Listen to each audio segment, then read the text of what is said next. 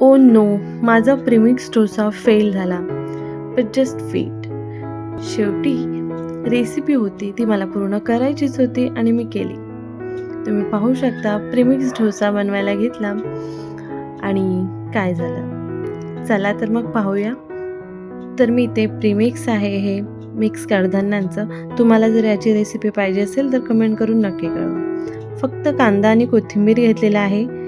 Pizza mix घेतलेला आहे. मीठ, हिंग थोडासा आणि त्याचबरोबर काळी मिरी पावडर. बस फक्त एवढं साहित्य आपण घेतलेलं आहे. प्रीमिक्स इथे घेतलेलं आहे. प्रीमिक्स करताना याच्यामध्ये काळी मिरी घेतलेली होते मी मिक्सरला ग्राइंड करताना, त्याच्यामुळे इथे स्पायसी थोडं मी कमी करणार आहे. तर प्रीमिक्समध्ये आपल्याला बाकी सर्व जे इन्ग्रेडियंट्स आहेत ते टाकून घ्यायचे आहेत. मीठ, हिंग, थोडीशी काळी मिरी पावडर, पिझ्झा मिक्स. इथे तुम्ही ऑरेगॅनो आणि चिली फ्लेक्ससुद्धा यूज करू शकता. कांदा घेतलेला आहे. त्याचबरोबर तुम्ही गाजर, कॅप्सिकम, शिमला मिरची, बाकीच्या तुमच्या आवडीच्या ज्या भाज्या असतील, काकडी तुम्ही टाकून घेऊ शकता.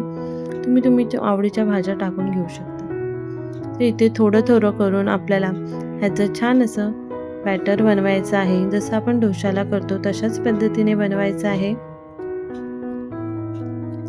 थोडंसं जास्त पाणी लागतं, पण आपल्याला थोडं थोडं करून घ्यायचं आहे.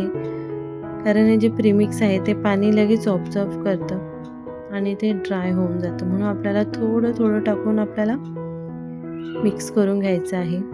इथे मी पूर्ण 1.5 ग्लास इतकं पाणी यूज केलेलं आहे.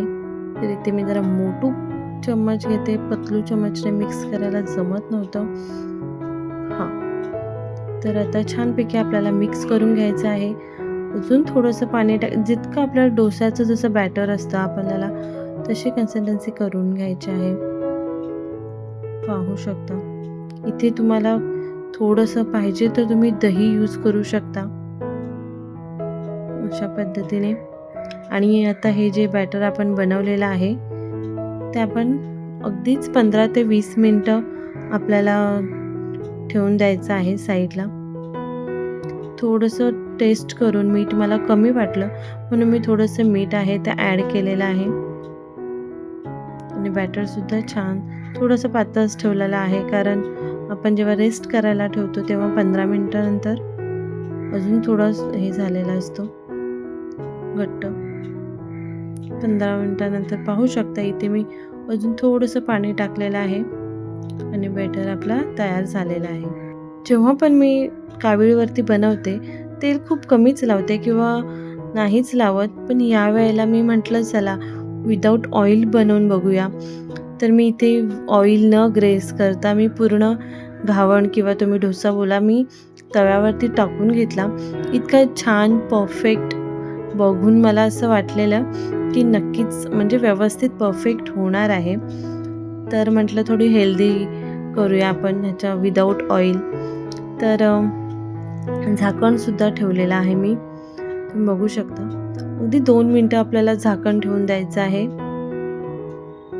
झाकण काढला आणि आता आपल्याला बघू शकता 5 मिनटं मी असेच क्रिस्पी, मला वाटलं खालून क्रिस्पी होईल आणि छान निघेल, पण तुम्ही पाहू शकता माझा डोसा जो आहे तो फेल झालेला आहे.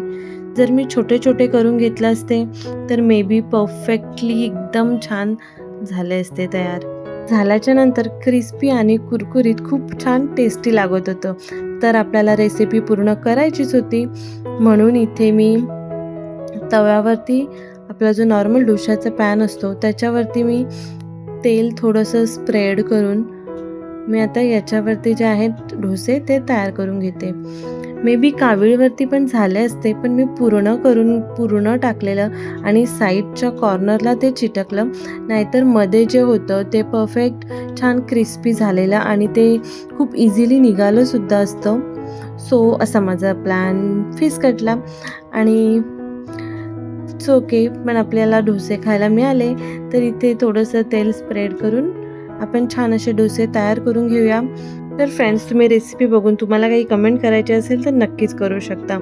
आणि त्याचबरोबर तुम्ही पाहताय माझ्या चॅनलवरती 100 डाएट फूड रेसिपीज आपल्याला सिरीज चालू केलेले आहेत, तर नक्की चॅनलवरती व्हिजिट करा आणि अशाच बऱ्याच टेस्टी आणि खूप साऱ्या हेल्दी रेसिपी आहेत. नक्की पहा, करा आणि हेल्दी खा, फिट राहा. त्याचबरोबर वॉकिंग आणि एक्सरसाइजसुद्धा करा, म्हणजे वजन कमी व्हायला मदत होईल. तर भेटूया अशाच छान हेल्दी आणि क्रिस्पी कुरकुरीत रेसिपीमध्ये. Bye bye. पुन्हा भेटूया फ्रेंड्स.